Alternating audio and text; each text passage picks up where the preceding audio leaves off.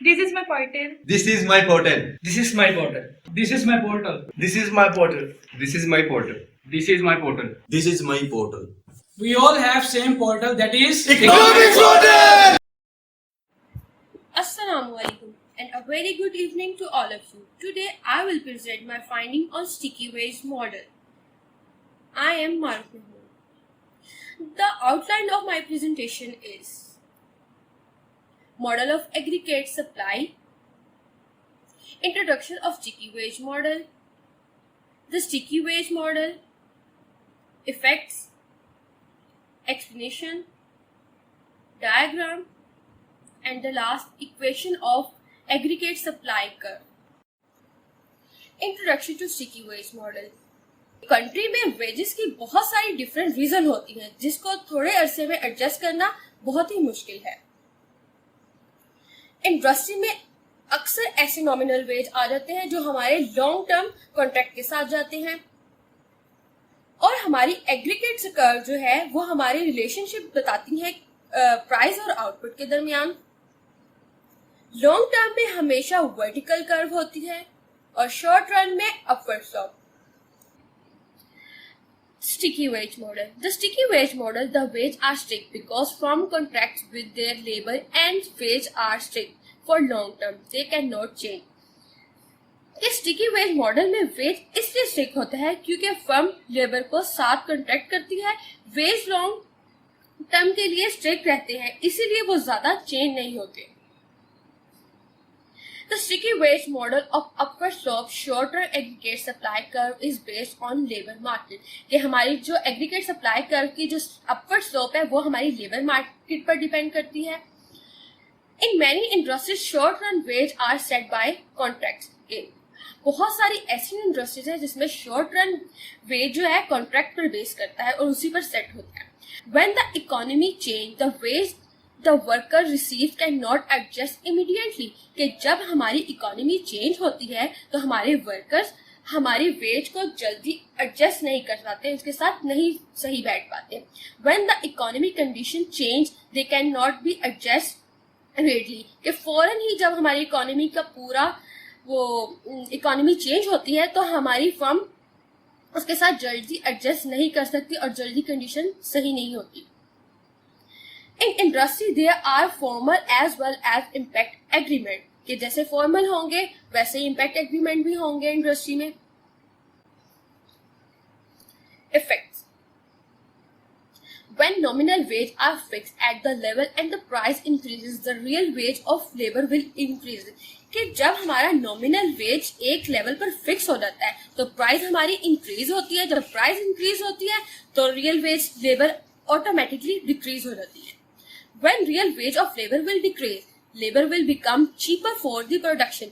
जब हमारी real wage labour की डिक्रीज होगी तो प्रोड्यूसर सस्ते दाम लेबर को खरीद सकता है। Producer will employ for labor at cheaper rate. कि प्रोड्यूसर एम्प्लॉयज को चीपर सस्ते दाम खरीद सकता है, उनसे काम करवा सकता है। More labor will produce more output. ज्यादा लेबर होगी तो प्रोड्यूसर से ज्यादा काम ले सकेगा। Explanation. The real wage model. अब हमारे पास एक इक्वेशन है कि जब हमारे पास प्रोड्यूसर और लेबर आपस में एक टारगेट लेवल से हट के अपनी अपनी बात कहना चाहेंगे तो दोनों ही टारगेट लेवल पे पूरा नहीं उतर पाएंगे। फॉर एग्जाम्पल, अगर मैं मार्केट में वेजिटेबल्स देने जा रही हूँ तो जो मुझे मेरे प्राइस लेवल होंगी और जो आगे खरीदने वाले की होगी, दोनों की सोच एक जगह नहीं बैठेगी।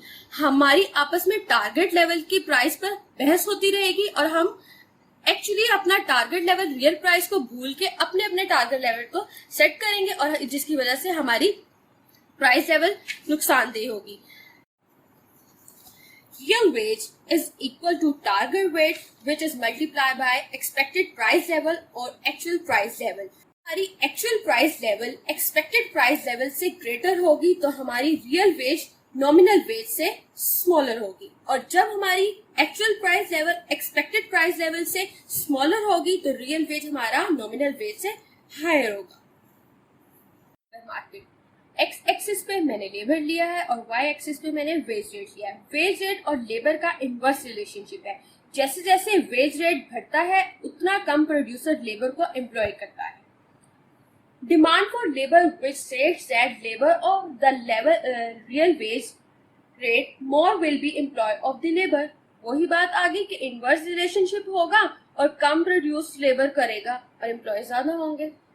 प्रोडक्शन फंक्शन, एक्स एक्सिस पे मैंने लेबर लिया है और वाई एक्सिस पे मैंने प्रोडक्शन फंक्शन लिया है। इधर मेरी फर्म का डायरेक्ट रिलेशनशिप इनकम और लेबर के दरमियान में है। जितनी ज्यादा लेबर एम्प्लॉय किया जाता है उतना ज्यादा एम्प्लॉय इनकम का बढ़ता रहता है।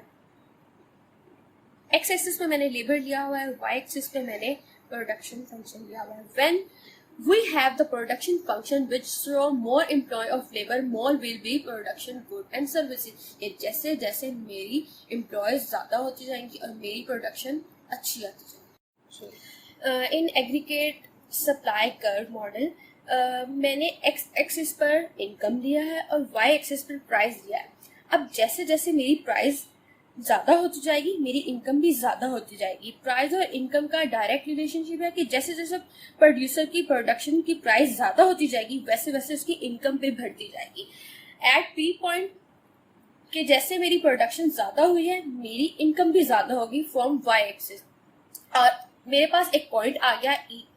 वैसे ही अगर दूसरी बार मैं देखूं कि दूसरे प्रोडक्शन में भी मेरी प्रोडक्शन में प्रोड्यूसर की प्रोडक्शन ज्यादा होती जा रही है उसकी प्राइस, तो मेरी इनकम भी ज्यादा होती जा रही है और मेरे पास 2 पॉइंट आ गए ई और एफ। और जब मैं इन दोनों पॉइंट्स को आपस में मिलाऊंगी मेरे पास एक कर्व आ जाएगी upward slope which is actually my aggregate supply curve. और यही हमें बताती है कि क्यों हमारी aggregate supply curve sticky model में अपवर्ड स्लोप पे है। I represent a relationship between price and national income in the diagram.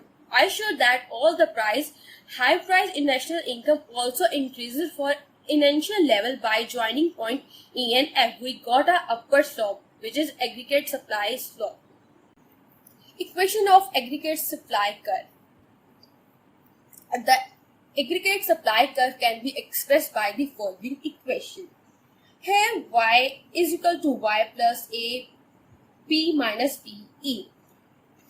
Y is actual output level, y bar is natural output level, p actual price level है और p की बार e expected price level है। A is the permanent effect of unexpected change in the price level on output level. This equation states that the actual price level deviates from natural output level when the actual price level deviates from expected price level. Thank you.